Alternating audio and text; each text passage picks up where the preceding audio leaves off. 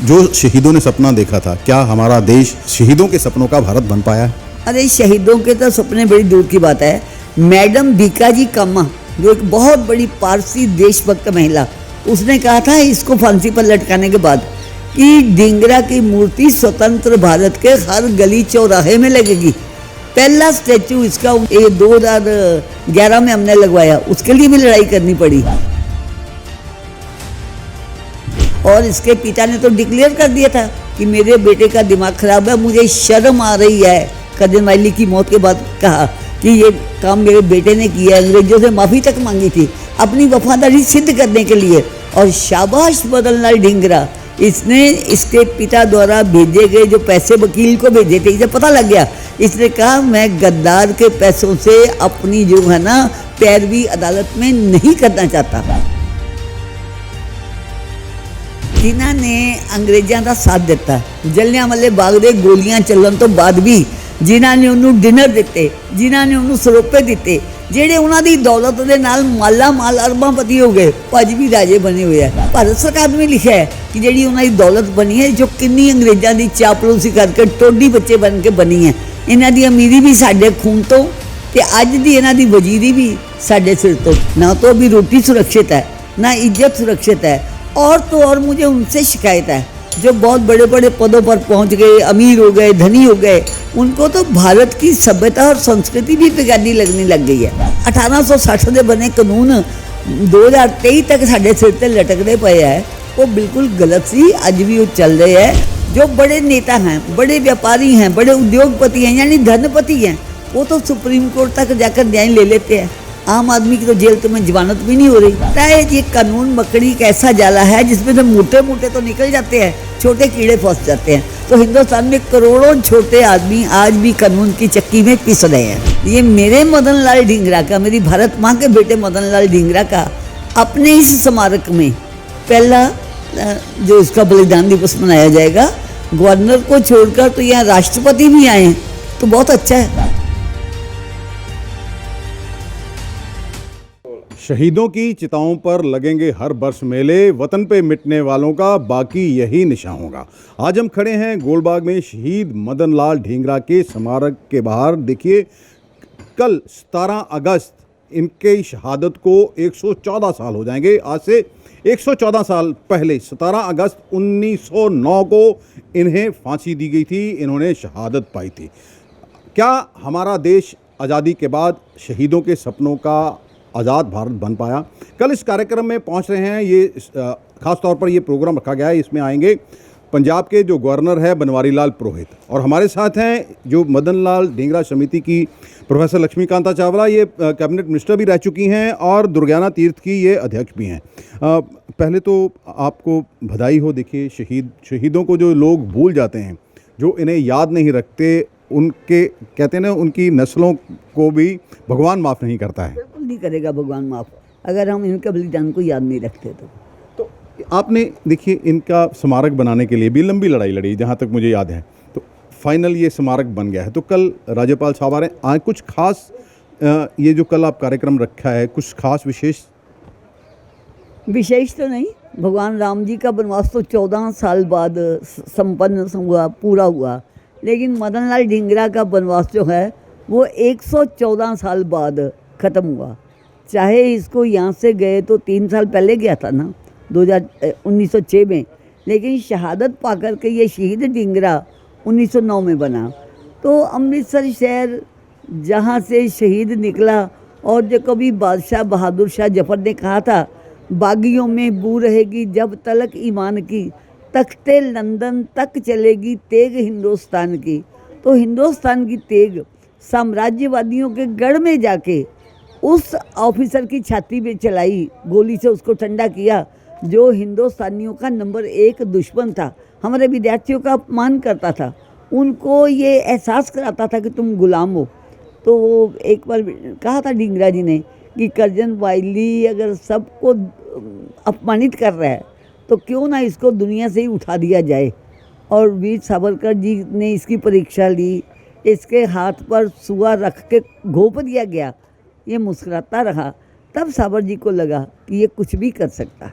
मतलब कल देखिए पंजाब के गवर्नर आ रहे हैं, बनवारी लाल पुरोहित, एक कार्यक्रम होने जा रहा है, मतलब क्या संदेश एक ही है कि जैसे गृह प्रवेश करते हैं ना लोग, ये मेरे मदन लाल ढींगरा का, मेरी भारत माँ के बेटे मदन लाल ढींगरा का अपने इस स्मारक में पहला जो उसका बलिदान दिवस मनाया जाएगा।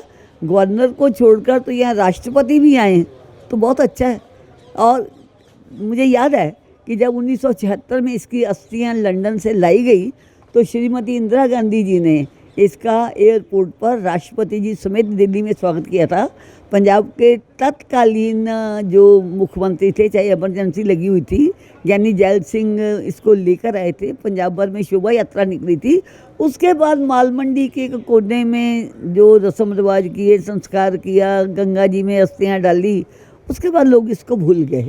और दुख ये कि जिस इलाके में, घर में, कटरा शेर सिंह में उसका नाम अब हमने ना मदन लाल ढींगरा मार्ग रख दिया हुआ है, नगर निगम ने रख दिया, लोगों ने अभी अपनाया नहीं, तो वो भी लोग नहीं जानते थे कि यही यहाँ इस जो वो है रीजन टक्की, उसका पुराना नाम वंदे मातरम भवन था, यहीं पर पैदा हुआ था मदन लाल ढींगरा।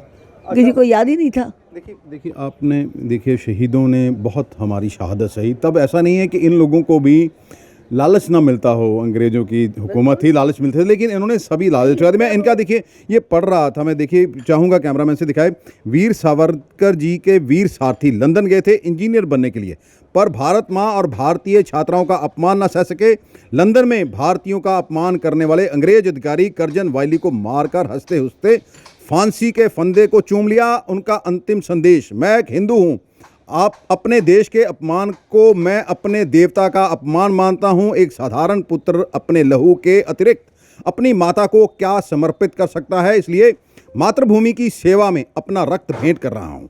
मेरे लिए भारत माता की सेवा ही भगवान और श्री राम और श्री कृष्ण की पूजा है। मेरी यही चाह है कि जब तक भारत माता स्वतंत्र नहीं हो जाती तब तक बार बार मेरा जन्म भारत में ही हो, और हर जन्म में मैं भारत के लिए अपने प्राणों का बलिदान करना चाहता हूँ। ईश्वर मेरी ये इच्छा पूर्ण करे, वंदे मातरम। देखिए इनको भी लालच दिया होगा, पढ़ने गए थे, इंजीनियर आराम से ज़िंदगी बिता सकते थे, जो लड़े। इनको लालच क्या देना, इनका तो पिता वैसे ही अंग्रेजों का पिट्ठू था, राय साहब, राय बहादुर, जो डिग्रियां मिलती हैं। इसका भाई इंग्लैंड में प्रैक्टिस करता था, कोई कपड़े का व्यापार करता था, और इसके पिता ने तो डिक्लेयर कर दिया था कि मेरे बेटे का दिमाग खराब है, मुझे शर्म आ रही है। कर्जन वाइली की मौत के बाद कहा कि ये काम मेरे बेटे ने किया है, अंग्रेजों से माफ़ी तक मांगी थी अपनी वफादारी सिद्ध करने के लिए। और शाबाश मदन लाल ढींगरा, इसने इसके पिता द्वारा भेजे गए जो पैसे वकील को भेजे थे, इसे पता लग गया, इसने कहा मैं गद्दार के पैसों से अपनी जो है ना पैरवी अदालत में नहीं करना चाहता। और इसने ये भी कहा था कि मेरे फांसी पर चढ़ने के बाद मेरा शरीर केवल वीर सावरकर जी को दिया जाए और किसी रिश्तेदार को नहीं। तो आपको नहीं लगता ये इन जो हमारे वीर जो शहीद हुए हैं, मदन लाल ढींगरा, और भी बहुत सारे नाम हैं, तो उधम सिंह हैं, देखिए करतार सिंह सराभा, शहीद भगत सिंह, पंजाब से बहुत सारे लोग। उधम सिंह की बात कर रही हूँ, वो भी उसी जेल में फांसी चढ़ा है 1940 में, जिस जेल पैटर्न विलेज जेल में मदन लाल ढींगरा को 1909 में शहादत मिली। तो क्या आज देखिए हमारे देश की 76वीं वर्षगांठ कल मनाई गई है, क्या तो हमारे क्या देश जो शहीदों ने सपना देखा था, क्या हमारा देश वो शहीदों के सपनों का भारत बन पाया है? अरे शहीदों के तो सपने बड़ी दूर की बात है। मैडम भीकाजी कामा, जो एक बहुत बड़ी पारसी देशभक्त महिला, उसने कहा था इसको फांसी पर लटकाने के बाद कि ढींगरा की मूर्ति स्वतंत्र भारत के हर गली चौराहे में लगेगी। पहला स्टैचू इसका 2011 में हमने लगवाया, उसके लिए भी लड़ाई करनी पड़ी, और ये यहाँ स्मारक बनाने के लिए। और जहाँ तक सपनों की बात है, ये कागजों में तो कुछ हुए होंगे, आम आदमी को नहीं मिली, ना तो अभी रोटी सुरक्षित है, ना इज्जत सुरक्षित है।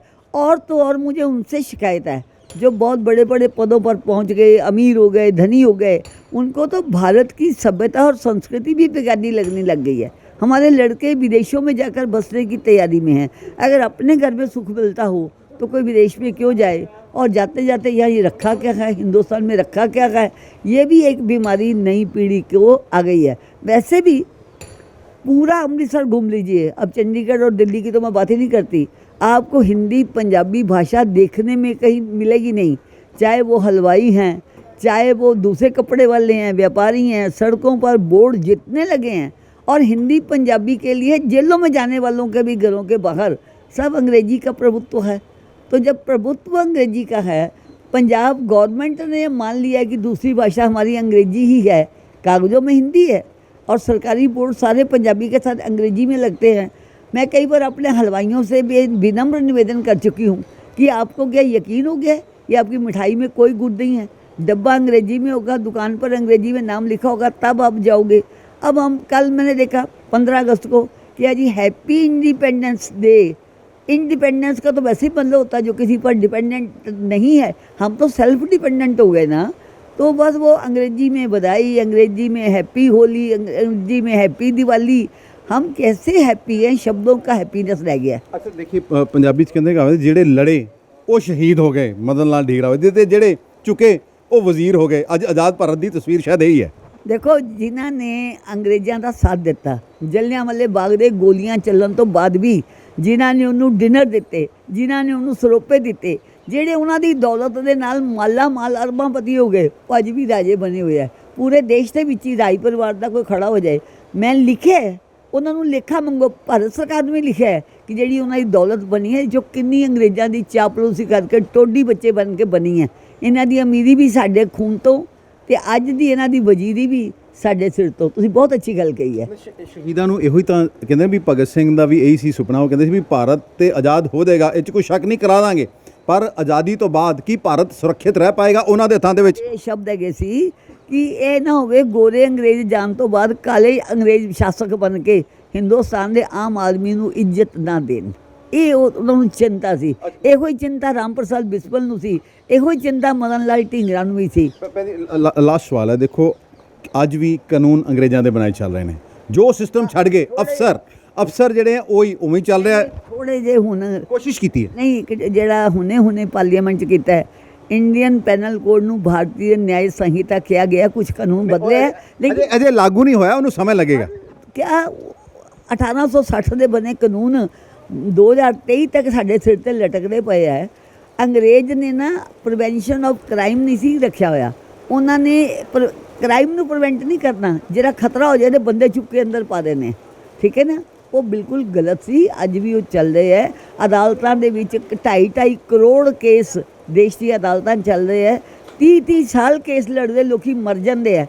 और फिर एक बात और जो ध्यान रखनी होगी, जो बड़े नेता हैं, बड़े व्यापारी हैं, बड़े उद्योगपति हैं, यानी धनपति हैं, वो तो सुप्रीम कोर्ट तक जाकर न्याय ले लेते हैं।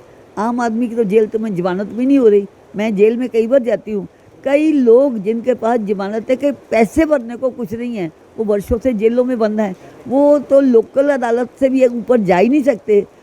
वो अफलातून वाली बात मुझे याद है कि ये दुनिया का सबसे बड़ा भुलेखा है कि कानून सबके लिए बराबर है।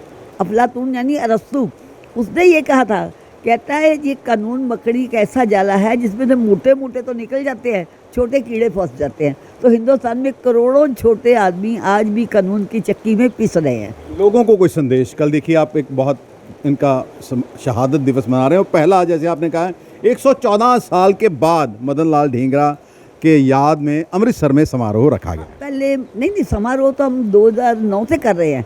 तब मैंने ना उस समय के मुख्यमंत्री प्रकाश सिंह बादल जी से कहा था कि इसकी शहादत को 100 वर्ष हो गए हैं, अब इसका राजकीय स्तर पर पंजाब राज्य दिन मनाए, और वो मान गए थे। वो तब से मनाया जा रहा है, चाहे रस्म ही पूरी हो रही है, विज्ञापन भी आ जाएगा, फोटो लग जाएगी, मनाया जा रहा है।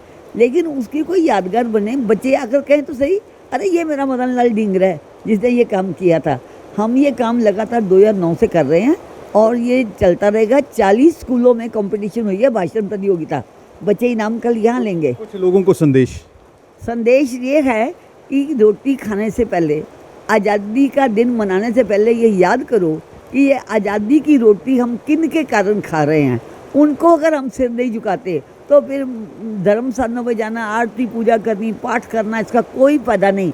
अगर देश आज़ाद रहेगा तभी हमारे मंदिर, हमारे पूजा स्थान, हमारे पाठ, हमारे जुलूस, हमारी शोभा यात्रा निकल पाएगी। धन्यवाद। ये थी प्रोफेसर लक्ष्मीकांता चावला। कल ये 114वां उनका जो शहादत दिवस है गोलबाग में मनाया जा रहा है। शहीद मदन लाल ढींगरा स्मारक यहीं पर बना है। तो कल खास तौर पर आ रहे हैं इसमें शामिल होने के लिए पंजाब के गवर्नर बनवारी लाल पुरोहित। लोगों से हमारी अपील है, अमृतसर के लोगों से अपील है कि कल इस समारोह को शानदार ढंग से मनाइए और यहाँ पहुँचिए, क्योंकि ये अपने लिए शहीद नहीं हुआ था, आप लोगों के, हम लोगों के लिए ये शहीद हुआ था ताकि हम लोग आज़ादी की फ़िज़ा में सांस ले सकें। अमृतसर से D4 न्यूज़ के लिए दीपक भंडारी की खास रिपोर्ट।